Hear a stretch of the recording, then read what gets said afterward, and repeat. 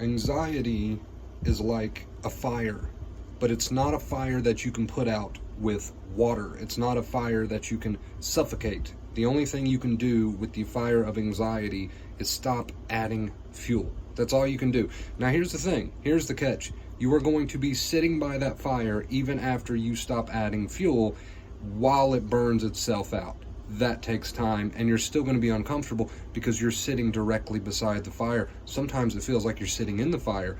Nothing we can do about that, right? Again, anxiety is like a fire, but not a fire that you can put out with a bucket of water or by suffocating it. The only thing you can do with the fire of anxiety is stop adding logs, stop adding fuel. What is the fuel? What is the logs? The fuel, the logs, is the negative mental bullshit that you tell yourself about the fire, aka the anxiety, aka the physical symptoms, the mental intrusives, right? So this analogy often gets overlooked, and it's a shame because you've got so many people out there trying to tackle their anxiety mentally by feeding themselves bullshit, by trying to figure it out, by trying to problem solve. You'll never get the fire of anxiety to go out this way, right?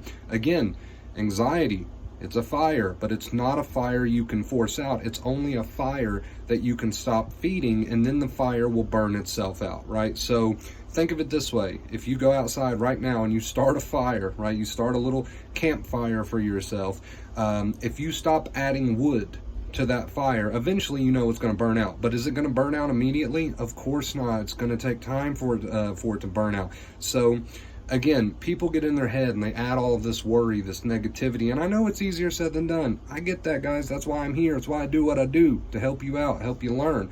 I get that it's easier said than done, but people get up in their heads with the negative mental crap, and they are continuously feeding this fire. Eventually, you have to hold yourself accountable for your mental habits. Allow those intrusives, allow those bodily, physical symptoms, and just have that accepting inner voice of, okay, just going to let this learn, let this burn. It is what it is. You know, use that accepting inner voice instead of adding more fuel to the fire.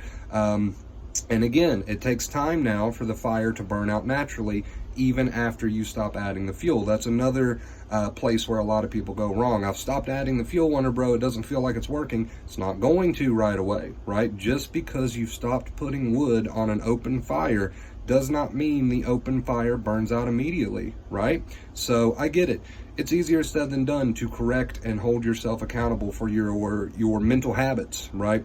But anxiety is like a fire, and it's not a fire that you can suffocate. You just have to stop adding the fuel, which is all of that negative mental BS. Every time you get an intrusive thought, you tell yourself, oh no, you know, what if that happens? What will I do? And you follow it down the rabbit hole. Every time you get a bodily symptom, it's, oh no this, oh no that. That has to come to a stop. You have to replace that with the short, sweet, accepting inner voice and live your life. And again, remember, it takes time for a fire to burn out even after you stop adding the fuel. All right? I love you guys. You're probably wondering what happened to the streams. You've done 3 videos in a row. To be honest with you, I'm just really enjoying doing them, but the streams are not going anywhere, obviously. We will be back streaming. But yeah, if you're enjoying these videos, leave a thumbs up. I'd really appreciate it. Check me out on TikTok, Vacate Fear, Facebook, Instagram, Twitter, all that good stuff. Reach out if you're interested in possibly doing a one-on-one coaching session with me. Until next time, as always, stay awesome.